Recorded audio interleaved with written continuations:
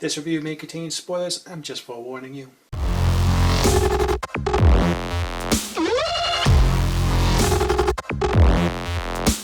Suicide Squad. Saw this movie opening weekend and surprise, surprise, the theater was packed. And despite some negative reviews from the critics, Suicide Squad has been doing pretty damn good in the box office. But, did it live up to everybody's expectations? Well, now for me personally, I liked it.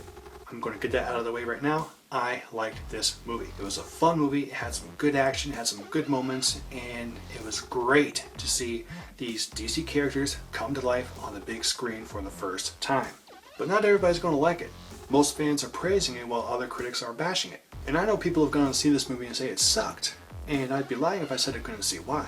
The editing and pacing was too jumpy and confusing. A lot of the flashback scenes in the beginning of the movie, well placed, well timed, provided the right amount of exposition.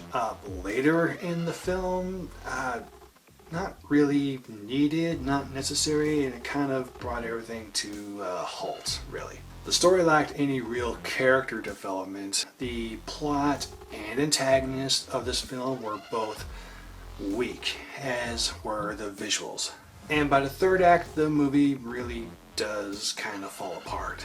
So was Suicide Squad a great movie? No. Were there a few mistakes to be made here? Yes. Does that make Suicide Squad a terrible movie? No. Is Suicide Squad still a better movie than Batman v Superman? Hell fucking yeah. It's the characters that the fans have come to see, and these actors did deliver. Will Smith owns Deadshot. Own that shit. Margot Robbie owns Harley Quinn. Own it! And Jared Leto, despite only having a few scenes in this movie, he really does own this new Joker.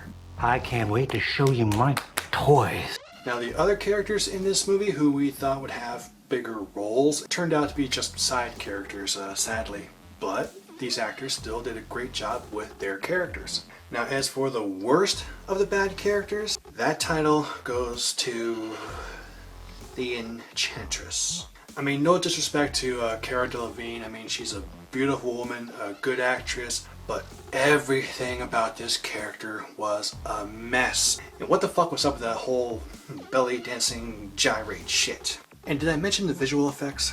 Or should I say the complete lack thereof? Now as for the character who stole the show, many of you would say it was either Deadshot or Harley Quinn or the Joker. But for me, I would have to say it was El Diablo. Hear me out. The whole premise of this movie was about bad guys trying to find redemption, to right the wrongs that they have done. By the end of this film, it's Diablo who truly finds redemption after he sacrifices himself like that. Spoilers, I warned you. By the end of this film, you really do find yourself rooting for the bad guys here, and I like movies that do that. You root for the underdog. It shows that these characters are human. They have feelings. They have a heart. There is still good in them despite all the bad that they have done. Films of redemption.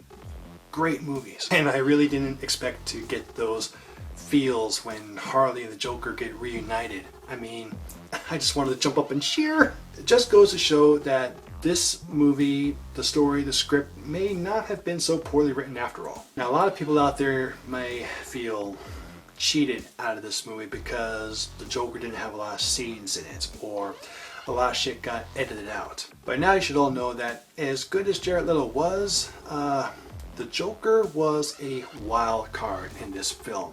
He wasn't a main character. And yes, a lot of the scenes that we saw in the trailers didn't make the final cut, which was disappointing, but the powers that be had their reasons. Although the DC Cinematic Universe is going down a darker route than Marvel, they still want to maintain a PG rating.